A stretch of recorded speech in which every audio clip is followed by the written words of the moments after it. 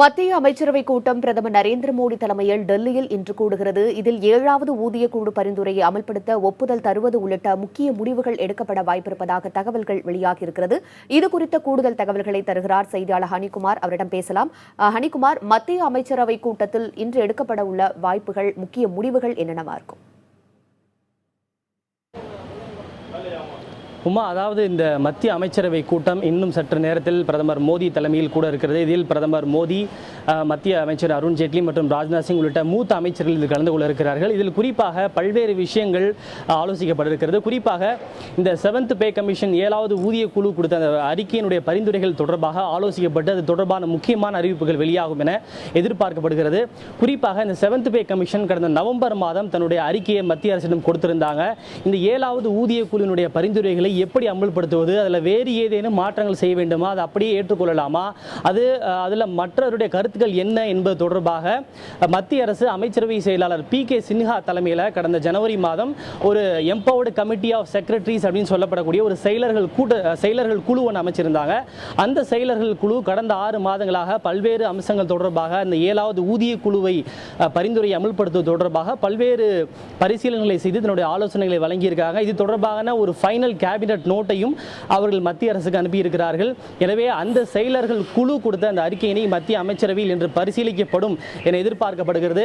குறிப்பாக இது மிகுந்த ஒரு முக்கியத்துவம் வாய்ந்த ஒரு விஷயமாக பார்க்கப்படுகிறது.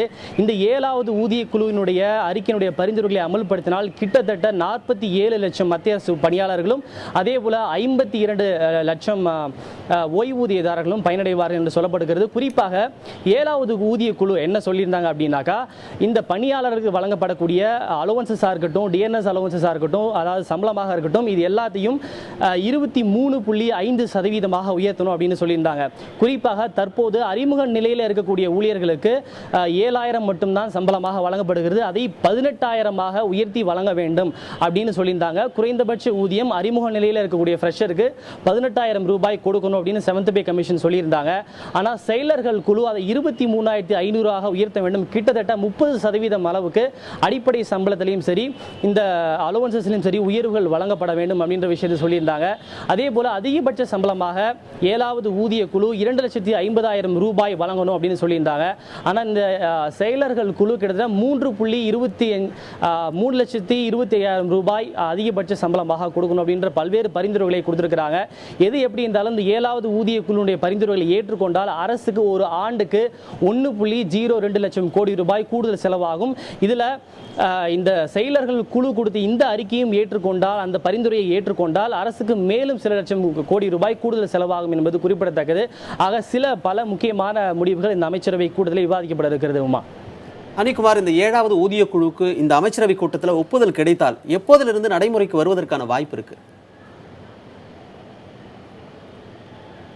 நிச்சயமாக, அதாவது இந்த 7வது ஊதிய குழுவுடைய பரிந்துரைக்கு ஒப்புதல் கொடுக்கிறார்களா அல்லது 7வது ஊதிய குழுவுடைய பரிந்துரைகளை அமல்படுத்துவது தொடர்பாக இந்த செயலர்கள் குழு கொடுத்த அந்த அறிக்கைக்கு ஒப்புதல் கொடுக்கிறார்களா என்பது மத்திய அமைச்சரவை கூட்டத்திற்கு பிறகு தெரிய வரும்.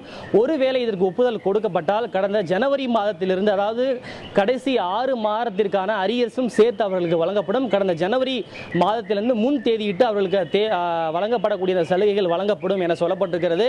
இந்த ஜூலை மாதம் உயர்த்தப்பட்ட சம்பளமானது ஆகஸ்ட் மாதம் முழுமையாக அவர்களுக்கு வழங்கப்பட்டுவிடும். ஆனால் கடந்த 6 மாதத்திற்கான அந்த உயர்த்தப்பட்ட சம்பளம் மற்றும் அந்த சலுகைகளானது அக்டோபர் மாதம் ஒரே தவணையாக முழுமையாக அவர்களுடைய வங்கி கணக்கில் வரவு வைக்கப்படும் என சொல்லப்பட்டிருக்கிறது. எப்படி இருந்தாலும் கூட கிட்டத்தட்ட இந்த பரிந்துரைகளை அமல்படுத்தினால் கிட்டத்தட்ட 47 லட்சம் மத்திய அரசு பணியாளர்களும் சரி, அதே போல 52 லட்சம் ஓய்வூதியதாரர்களும் மிகுந்த பயனடைவார்கள் என்று சொல்லப்பட்டிருக்கிறது. அரசுக்கு 1.2 லட்சம் கோடி ரூபாய் கூடுதல் செலவாகும் என்கிற ஒரு விஷயத்தையும் மத்திய அரசு வட்டாரங்கள் தெரிவித்திருக்கின்றன. மணிமாறன். ஹனிகுமார், டெல்லியில் அடிக்கடி பேசப்படும் பெயரான ரகுராம் ராஜனுக்கு பணி ஓய்வுக்கு பிறகு புதிய பொறுப்புகள் ஏதேனும் வழங்கப்பட வாய்ப்பிருக்கிறதா? நிச்சயமா இந்த அமைச்சரவை கூட்டத்தில் இந்த cabinet committee of economic affairs வந்து இந்த 7வது ஊதியக்குழு பரிந்துரைகளை அமல்படுத்துவது தொடர்பான விஷயத்தை எடுத்துக்கிறாங்க. அதே போல மத்திய உள்துறை அமைச்சர் ராஜ்நாத் சிங் தலைமையிலான cabinet committee on political affairs வந்து இந்த நாடாளுமன்ற மழைக்கால கூட்டத்தொடரை எப்போது நடத்துவது, எப்போதிலிருந்து தொடங்கி எப்போது வரை நடத்துவது, அதற்கான தேதியை முடிவு செய்வது உள்ளிட்ட பல்வேறு விவகாரங்கள் தொடர்பாகவும் ஆலோசனை செய்ய இருக்கிறார்கள். எனவே இந்த கூட்டத்திற்கு பிறகு நாடாளுமன்ற மழைக்கால கூட்டத்தொடர் எப்போது துவங்கப்படும், எப்போது வரை நடைபெறும் என்பது தொடர்பான தேதிகள் இறுதி செய்யப்படும் என சொல்லப்பட்டிருக்கிறது. இது எல்லாவற்றையும் தாண்டி மிக மிக முக்கியமான ஒரு விஷயமாக பேசப்படுவது இந்த அடுத்த ரிசர்வ் வங்கியினுடைய கவர்னராக யார் நியமிக்கப்படுவார்கள், தற்போதைய கவர்னராக இருக்கக்கூடிய ரகுராம் ராஜனுக்கு என்ன மாதிரியான பொறுப்புகள் வழங்குவது என்பது தொடர்பாகவும் ஆலோசிக்கப்படும் என மத்திய அரசு வட்டாரங்கள் தெரிவித்திருக்கிறது.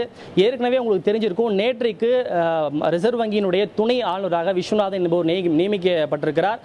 தற்போது மத்திய அரசு இந்த ரிசர்வ் வங்கியினுடைய கவர்னராக 4 பேருடைய பெயர்களை பரிசீலனைக்கு எடுத்துக் கொண்டிருக்கிறது. குறிப்பாக தற்போது துணை ஆளுநராக இருக்கக்கூடிய உர்ஜித் பட்டேல், அதே போல ராகேஷ் மோகன், SBI குழும தலைவராக இருக்கக்கூடிய அருந்ததி பட்டாச்சாரியா உள்ளிட்ட 4 பேருடைய இறுதியாக ஷார்ட் லிஸ்ட் செய்து எடுத்திருக்கிறார்கள். எனவே இது தொடர்பாக ஆலோசனைகள் நடைபெறும் என எதிர்பார்க்கப்படுகிறது. மத்திய அமைச்சரவை கூட்டத்திற்கு பிறகு அது தொடர்பான முடிவுகள் வெளியாகலாம் என்பது மத்திய அரசு வட்டாரங்கள் சொல்கின்றன. உமா.